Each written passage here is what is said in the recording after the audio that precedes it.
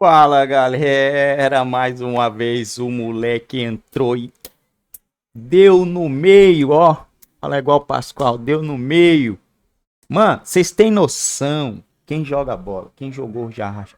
Você tem a noção de como é impossível pra nós dar um chute daquele que o Henrique deu? Não só pra nós, pra alguns jogadores profissionais. Vocês têm a noção? Você já deve ter pegado uma bola daquela, né? Sabe o que que ela fez? Ela fez assim, ó. Do jeito que ele pegou a bola, se até jogador profissional, vamos pegar aí Gabigol, esses caras. O que que acontece? Pedro, vamos pegar o Pedro, pegar uma bola daquela lá, ela faz assim, ó. O moleque, mano, ó, foi o gol que ele fez igual o Botafogo, ó. Não deu no meio.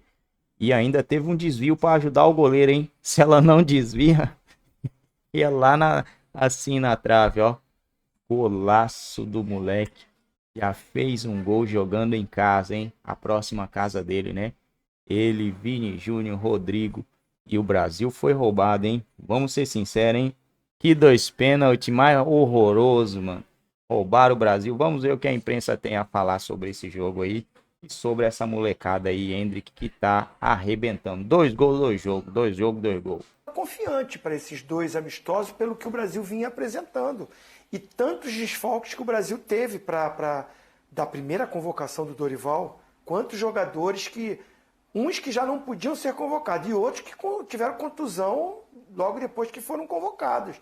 Jogadores importantes. Estou falando de Casimiro, de Marquinhos, ficando só por aí, além dos goleiros todos. Aí vem o Bento, né? Que a gente, como é que vai ser? O cara, né? Seleção, substituiu o Ederson, o Alisson. O cara, para mim, um dos melhores em campo hoje, ou se não o melhor do Brasil. Né? A gente pode enumerar vários jogadores, mas o Bento foi muito bem hoje. Estou dando um exemplo, então o saldo é positivo. Jogadores que foram convocados que me gerou alguma desconfiança e que corresponderam bem, corresponderam muito bem. O Andrés Pereira é um desses. Né? Eu realmente, quando teve a convocação, falar bem depois que o cara vai bem é uma coisa, né? Eu estou falando que antes eu fiquei desconfiado. Né? Então, assim, dou a mão à palmatória e acho que foi muito bem. Ele e outros, as chances, as oportunidades que tiveram. Né? Sem contar no Iluminado. O Iluminado Hendrick, que eu acho jovem, né? Há uma euforia muito grande com o Hendrick, merecidamente, porque ele tem um potencial e um futuro brilhante. Mas eu gosto sempre de deixar os pés mais no chão. Mas o garoto é iluminado. Ele entra e faz gol, ele vai, se posiciona, ele chama o jogo com os companheiros. Parece que ele que é o mais experiente, ele que incendeia o jogo, ele que chama, que melhora o time, que motiva todo mundo, né? Quando ele entra no jogo. Então, assim, me empolga em alguns momentos isso da seleção e o Dorival Júnior. Esse sim me empolga. Porque quando teve a dificuldade, um primeiro tempo ruim, bem ruim da seleção, ele muda o time no intervalo e o time melhora e fica melhor do que a Espanha e vai buscar o resultado que, no mínimo, um empate o Brasil merecia. No mínimo. A gente vai falar dos pênaltis aí pela frente, né? Vamos, o Gaciba vai estar aqui com a gente também. Eu sou emocionada, Pascoal, não tem jeito. Eu me emociono, eu quero ver o Brasil jogando bem, eu tô feliz pelo Dorival, eu tô feliz pelo Henrique, que eu queria ver jogando no Palmeiras, eu quero ver jogando na seleção, porque o moleque é diferente, apesar da pouca idade. Tô emocionada demais para dar boa noite pro Pascoal. Quero o destaque do Pascoal. Boa noite, Dani, depois dessas férias. Boa noite, que você está voltando. Mauro, nada, Zé. Aqui não tem conversa fiada, não. Aqui é o seguinte, ó. Deixa eu logo falar um negocinho pra vocês. O Bento pegou tudo, pra mim foi o melhor em campo disparado. Bom, esse é o primeiro ponto. Segundo ponto, João Gomes jogou cansado o primeiro tempo. Danilo jogou cansado o primeiro tempo. Né? Jogou se você tá aí, onde você tá? Você tá em casa? Se o Rafinha passar na porta da sua casa, arruma alguma coisa pra ele fazer. Porque não jogou nada, ele não apareceu pra jogar. Rapaz. Avisa pro Rafinha que tinha jogo e ele não foi. Cadê? Vocês viram o Rafinha, não? Ele tava lá no cantinho direito, assim, mais pra linha de fundo. Avisa o Rafinha, por favor, que tinha jogo e ele não foi. E era jogo da seleção brasileira. Ele não apareceu pra jogar. Ele é muito bom jogador, mas pra seleção brasileira precisa mais. O muito bom jogador tem um monte deles, mas para a seleção brasileira precisa mais do que ser bom jogador, né? O Paquetá faz um primeiro tempo horroroso. No segundo tempo, chamou a responsabilidade, arrumou o time, porque o André foi dividir a obrigação com ele, entendeu? Aí o André e tal, aí no segundo tempo ele botou aquele terno, aquele gabardine, e aí pá, foi jogar. Aí é que é legal. Aí entrou o André. Sim. O André pilotou ali a cabeça de área. Aí como a gente tem agora uma fartura de volante. Volante, né? Antes, Douglas Luiz entrou no finzinho, que jogador. A pontos da gente se questionar sobre a transição da saída do Casemiro já mais rápido ou não. Eu estava lendo o Jornal da Espanha, tem jornais espanhóis que dizem o seguinte, por que não contratar João Gomes e Bruno Guimarães juntos? Imagina, já estão pensando em contratar os dois. Por que não? Mas eles jogam em gigantes do futebol da Inglaterra, é difícil tirar. Por que não? Porque o que eles jogaram hoje. Aí na frente na seleção do Brasil, aí eu vou fazer primeiro o seguinte, o Endrick. Eu falo para vocês que quando o Endrick chegar na Europa, ele vai ser muito melhor do que a gente imagina. Porque lá ele vai ter um pouco mais de espaço para jogar. E ninguém vai ficar toda hora dando bola. Você viu o Cucurella? Sabe o que o Cucurella fez? Ele deu um tostão na coxa do Endrick com 0 de jogo. Vocês viram isso? Ninguém viu. O Cucurella foi lá e deu um tostão na coxa dele. Ficou lá com a perna lá enroscada, com dor na perna. Ele sentiu entendeu? Foi pancada. Aí né? a primeira bola que ele saiu em cima do Cucurella, ele deu aqui logo uma nele, um de direto no queixo e saiu por baixo fazendo a falta.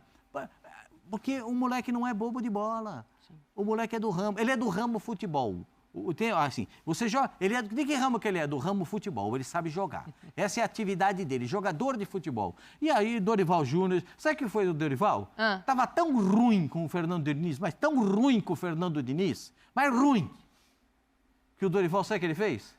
Você vai jogar lateral direito, é lateral direito. Você vai jogar de central, é central. O volante é volante, 2 volantes, um aqui na frente. Cada um na sua. Isso faz um efeito espetacular. Porque o jogador na seleção brasileira não tem tempo de assimilar tudo aquilo que o Fernando Diniz é um bom treinador. Eu não estou criticando o Fernando, é um bom treinador, mas na seleção foi ruim. Foi ruim. Por quê? Porque é muito movimento para os caras entenderem. O próprio Casemiro, o Mauro falou aqui, o Casemiro falou que tinha dificuldade de receber toda hora tanta bola, toda hora. Passando, né? O André não. Aí o André, pô, a bola fica, pá. É a diferença do áudio que vazou não, né? Que mostraram ele falando antes do outro jogo, né? Assim, tá com a bola... Criatividade, do meio pra frente, faz o que vocês sabem. Perdeu, todo mundo se ajuda. Ó, o negócio é o seguinte, eu vou chegar no Dorival, o Dorival vai falar daqui a pouco ao vivo aqui, entrevista coletiva. Eu vou chegar nesse menino, não é à toa não que ele tá ali com essa camisa da seleção brasileira, porque ele merece, ele tem personalidade, continuou no jogo no segundo tempo com dor na perna. Mas eu quero começar por esse ponto que vocês destacaram aqui do meio campo. Todos vocês trouxeram a questão do meio, que no primeiro tempo não aparece tão bem, no segundo tempo melhora e muito em função dos volantes. A gente cita o Casemiro, acho exímio jogador, extrema importância na seleção brasileira. Se for fazer uma transição, ele tem que estar ali para essa transiçãozinho. Vou tocar essa bola em você para ouvir aqui Mauro e Pascoal depois também, mas começando por esse ponto, porque os volantes dessa safra chamam a atenção. Então, assim, sem desmerecer o Casemiro, mas talvez seja a posição hoje que menos precisaria de um cara da antiga seleção e do que a gente já viu passar. É mais ou menos por aí? Eu não abriria a mão ainda do Casemiro, não. Não, tem que estar. Ele é um cara importante, a sua liderança, ainda a sua vitalidade. Um cara que tem peso dentro da seleção brasileira, respeitado mundialmente, líder, né, capitão. Eu acho que ele ainda é muito útil à seleção. Agora, abrir mão dessa safra nova, nem pensar. Alguém vai ficar de fora, não dá para convocar todos, né? Hoje, especificamente no primeiro tempo, até pelo modelo de jogo da Espanha, né? Marcação com linha bem alta, né? Dificultou a saída do Brasil e foi um primeiro tempo que o passe não encaixou. Paquetá, Bruno Guimarães e o próprio João Gomes, eles não conectaram esse passe para encontrar os 3 homens de frente. Como o Pascoal falou, o Rafinha muito na ponta, né, sem muita movimentação, Vinícius ainda tentou se movimentar um pouco, mas não foi o Vinícius que a gente está vendo no Real Madrid, né? Nesses 2 jogos não foi ainda. Ele é muito bom jogador, sempre aparece, sempre tem algum lance com ele, mas sabe que ele pode render muito mais. Não conectou, como foi contra a Inglaterra, o meio-campo com o trio ofensivo. Ficou um vazio ali, um espaço muito grande, e que a Espanha, merecidamente, fez um primeiro tempo muito melhor, né? Encaixou o seu jogo. Cara, os 2 caras de lado, né? Esses meninos, Lamine, né? Lamine Yamal. Com o Williams lá pelo lado esquerdo, Lamine Yamal e o Williams pelo lado esquerdo, né? 2 jogadores, característica dos que o Brasil tem, mas eles funcionaram. E o Rodri é um absurdo que joga, né? Baita de um volante que se transforma no meia, que joga no Manchester City. Então, assim, encaixou melhor, o Brasil não conseguiu jogar. Aí entra o Dorival, entra o treinador, que ousa, que não tem essa do cara tá chegando na seleção ainda, ele tem peças, ele tá vendo que o jogo tá ruim para ele, não encaixou como foi contra a Inglaterra, ele muda. Traz o Paquetá um pouquinho para trás, aí o Paquetá vira o segundo homem de meio campo, né? Que é versátil, sabe fazer isso, e o Andrés um pouquinho mais à frente. Então, assim, aí entra o Endrick, iluminado, que está num momento especial, né? A bola procura ele. Ó, para mim foi pênalti. De todos os pênaltis que aconteceram no jogo, o mais pênalti para mim foi o que não marcaram. A gente já vai chamar o Gaciba. Que foi no Fabrício Bruno. Para mim foi pênalti no Fabrício Bruno. Ainda bem que não deu, que aí o moleque fez o gol. Foi gol na sequência, ainda bem. Eu já vou chamar o Gaciba, eu quero só ouvir vocês dois sobre essa questão. O caderninho tá on hoje, hein, Pascoal? Opa, mas isso tá longe, desde as 4 da tarde que a gente se encontrou aqui, é que vocês levantaram essa bola do Casimiro e eu tava olhando aqui quem ficou fora agora desses amistosos, também por lesão, e que provavelmente estarão na Copa América. Ederson, Alisson, Marquinhos, Gabriel Magalhães, Martinelli, talvez o Casimiro, o Neymar ainda não, né? Sim. Então, assim, tem muita gente. 1, 2, 3, 4, 5, 6, 7, você puser o Neymar, 8 e tal. Então, mas se você pensar em todos esses nomes... e aí, assim, eu não sou a favor de não convocar o Casemiro, não é isso, tá? Ele tem que estar nesse grupo. Mas eu digo do ponto de vista de elenco e grupo, o que faz menos falta em posição talvez seja o volante, né? O goleiro faz muita falta. Zagueiro, por mais que, é liberal, de Fabrício Bruno cumpriram a missão. Falta o goleiro? Hoje não. Contra a Inglaterra, não. Não, o Ederson é melhor que todos Pascoal, eles. Eu acho que o Ederson e o Alisson Sim, mas é que demais. porque o Bento joga no Atlético Paranaense. Se ele jogasse no City, ele ia ser o goleiro e o Bento que joga no Atlético Paranaense. Pois é, quem joga E aí ele ia pegar pra caramba e ia ser City? o destaque. Por que o City comprou outro brasileiro e não ele? Porque aquele é mais velho. Quando chegar na idade do 23, vai levar esse aí também. Não, tomara. Não estou falando mal do Bento, não, mas acho que os outros ainda são melhores. E acho que desses 8 ou 10 que ficaram de fora e outras posições, aí você vai convocar só 23, não sei se Copa América vai ser 26, então você imagina, mas olha, agora tinha o Casimiro, eu trago de volta, mas então eu não vou. Ou o André... ou o João eu vou mandar embora, eu não vou levar, porque eu não vou levar os 3, ou não vou levar o Douglas Luiz. É pesado, não é fácil escolher. Ninguém vai tirar da mas lista o Bruno agora, vamos botar como um segundo volante. Pensando ali na volância. Mas o João também, né? O João também é segundo. Mas tá ali, todo mundo joga de primeiro, né? Ali, né? Quem foi o primeiro? É ele. Então, assim, é difícil. Não sei até onde vai a vida do Casimiro, não. Essa moçada é boa. Eu acho assim, traz uma Copa América, agora traz. Vamos ver como é que é, tal, titular, porque tem todo um passado ainda, é uma primeira competição oficial do técnico, etc. e tal. Mas a chance dele ir perdendo espaço é grande. Sim. E ele precisa jogar muito lá na Inglaterra para justificar que o tragam, porque realmente tem muito talento aí, sim. Você tem razão, é uma posição que o Brasil pode... Agora, tem que ganhar experiência, todos eles. Mas estão todos muito bem cotados. Talvez na seleção, e aí não é um privilégio deles, não joguem ainda o que jogam nos clubes. A gente vive falando isso. E tivemos outro exemplo hoje do Vinícius, o próprio Bruno, que tinha ido bem contra a Inglaterra, já não foi hoje. O Rafinha disse que vai parar com um caminhão de dinheiro, estão ouvindo falar, mas não foi bem. Acho até que ele é pouco acionado. Nesse jogo onde tem Rodrigo e Vinícius, o jogo fica muito pela esquerda. Sim. Porque o Rodrigo se junta ali e sai boa jogada. Né? E sai boas jogadas dos dois, aí eventualmente se vira uma bola pro Rafinha. Mas quando vira lá, ele tinha que resolver mais. Mas enfim, Tem umas dores de cabeça para resolver até essa convocação do Dorival, por ter talentos para as mesmas posições. Eu acho que não imaginava que ele ia ficar com o Wendel nos 2 jogos na lateral esquerda, pensei que ele pudesse dar uma mexida ali, mas hoje ele precisou mexer muito no meio-campo e, claro, colocar o Wendel no ataque. De mexer, talvez, né, jogo, mas... E aí tirou o lateral direito, no caso tirou o Danilo. Eu pensei que hoje permaneceria... Mas o Danilo já tinha falado do cansaço e tal, então eu já imaginava que essa direita fosse ser mexida também.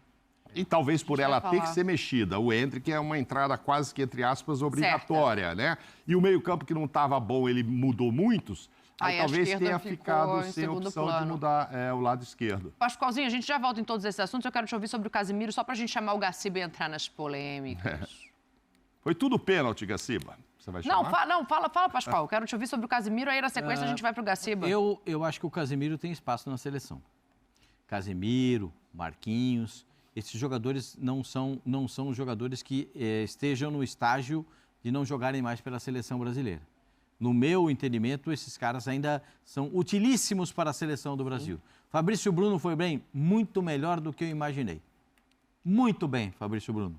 Muito legal, muito legal, muito legal. Jogou com personalidade, zagueiro rápido, não perde no mano a mano. Legal, Marquinhos vai voltar, sabe que tem um cara que pode jogar na dele sorrindo. Casemiro, sabe que tem três garotos que podem jogar na dele sorrindo. Sim. Mas o Casemiro ainda é titular da seleção brasileira. Porque você precisa ter uma espinha dorsal forte. Você precisa ter uma espinha dorsal que os adversários entendam que esses jogadores têm que ser respeitados. E eles são respeitados. E eu não abriria mão. O Paquetá, para mim... Posso passar para o Paquetá? Quem está aí no seu ombro esquerdo? Já está aí, Gaciba, a gente já fala desse meio campo mais lá para frente, vamos falar do Paquetá. Tem um tal de Neymar, né, que está fora da seleção e joga ali onde jogou o Paquetá. A gente já fala de tudo isso, Pascoalzinho, mas só para a gente não deixar o nobre Leonardo Gaciba esperando, porque eu quero saber o que ele achou da arbitragem do português Antônio Nobre Gaciba. Boa noite para você, amigo, tudo bem? Boa noite, amiga. Tudo bem? Olá, meninos. Como estão? Prazer estar do ladozinho aqui, ó. Tô grandão. Do lado do Zinho do Tetra aqui, eu tô grande. Tinha um amigo meu, né, que falava mais ou menos assim: Antônio Nobre. Antônio Nobre. Jesus! Né, Pascoal? Olha, eu vou falar um negócio para vocês. Assim, eu acho que algumas coisas são importantes colocar. Em primeiro lugar, gente... Nós estamos em 2024, são 2 seleções campeãs mundiais se enfrentando, né? Dentro do Santiago Bernabéu. Nós temos 5 estrelas no peito. O Brasil não pode, repito, o Brasil não pode aceitar jogar sem a presença do árbitro de vídeo. Claro. Por favor, gente. Não existe isso. 2 seleções nível A jogando sem a presença do árbitro de vídeo. E o que justifica não ter tido, Gaciba? Por que não teve? Não é dinheiro. Custa barato para as 2 seleções ricas que são.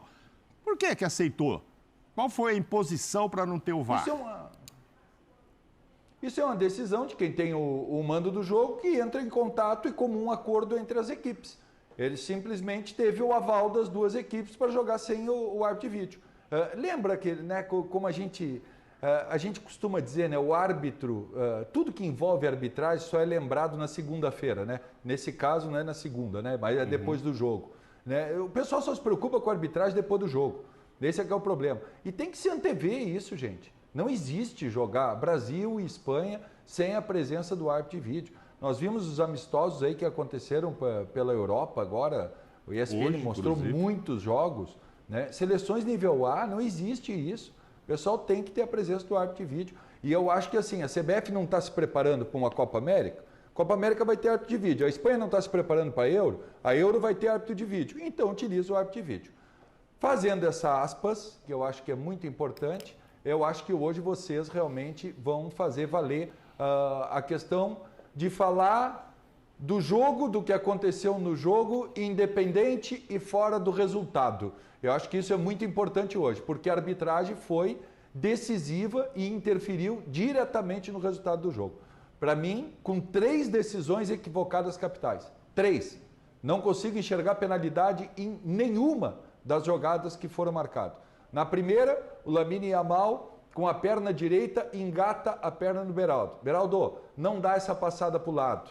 Tá dando mole porque o cara vai fazer, vai cavar a penalidade dessa forma, né? E para mim essa passada lateral o primeiro que você está falando era o João, né, Gaciba? Não vale a pena. O Beraldo foi o segundo pênalti. João, perdão, o Beraldo foi o segundo.